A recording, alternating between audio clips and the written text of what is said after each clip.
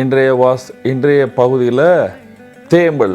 சில பேருக்கு முகத்தில் வெள்ளை வெள்ளை பேச்சஸ் வரும். ஒன்று வெண்குஷ்டம், அது வேற, இது ஒரு தேம்பல். இதுக்கு என்ன காரணம்? ஒரு மனிதனுக்கு ஹீமோகுளோபின் கம்மியானால் அவர்கள் பாடியில் இந்த ஒயிட் பேச்சஸை நீங்கள் பார்க்கலாம். இந்த செவ்வாய் சனி சேர்க்கை இருந்தால், செவ்வாய் ராகு சனியின் சேர்க்கை இருந்தால் ஜாதகத்தில், இது எந்த இடத்துல அது அப்புறம் பார்க்கலாம்.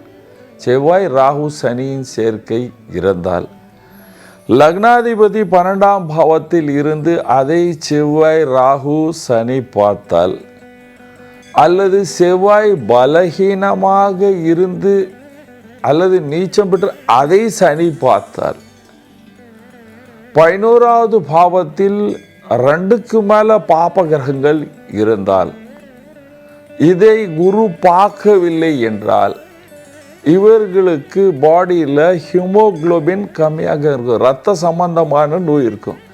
ரத்தம் கம்மியாகும் பொழுது அந்த பேச்சஸ் நம்ம முகத்தில் கண்டிப்பாக தெரியும். இது விசேஷமாக சின்ன சின்ன பசங்களுக்கு நீங்கள் அதிகமாக பார்க்கலாம். சின்ன சின்ன குழந்தைகளுக்கு அதிகமாக பார்க்கலாம். இது என்ன செய்தால் நன்மை நடக்கும் பாருங்கள். ஜோஷியத்தில் ஒரு ஆயுர்வேதம் இருக்குது. அது என்ன சொல்லுது? உங்கள் சாப்பாடு ஜீரணம் ஆகுதா ஆகவில்லையான்னு கவனிக்கணும். ஜீரணம் ஆகவில்லை, அப்பொழுது கொஞ்சம் மோரை எடுத்துக்கொள்ள வேண்டும். அதுக்கப்புறம் திராட்சையில் பெரிய திராட்சை வருது, காஞ்சி போன திராட்சைகள், அதை தண்ணியில் ஊற வச்சு சாப்பிட வேண்டும்.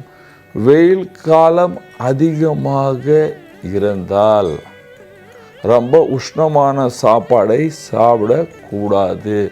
ரொம்ப வறுத்த சாப்பாடை சாப்பிடக்கூடாது. லக்னாதிபதியின் ரத்தனத்தை அணிய வேண்டும். சாப்பாடு சாப்பிட்ட பிற்பாடு கொஞ்சம் வெல்லம் சாப்பிட வேண்டும். கொஞ்சம் வெல்லம் சாப்பிட்டா பிளட் இன்க்ரீஸ் ஆகும், ஹீமோகுளோபின் இன்க்ரீஸ் ஆகும். தினமும் காலையில் சூரியன் ஒளியில் நடக்க வேண்டும்.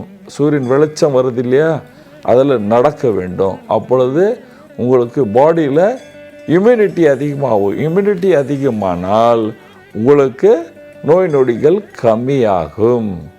நேயர்களே, நீங்கள் எல்லோரும் சந்தோஷமாக சுகமாக வாழ வேண்டும் என்றால் கண்டிப்பாக சாப்பாடு சாப்பிட்ட பிற்பாடு வெல்லத்தை சாப்பிடுங்க. திராட்சை தண்ணியில் ஊற வச்சு 2ஆம் நாள் காலையில் கம்மி 4-5 திராட்சை சாப்பிடுங்க.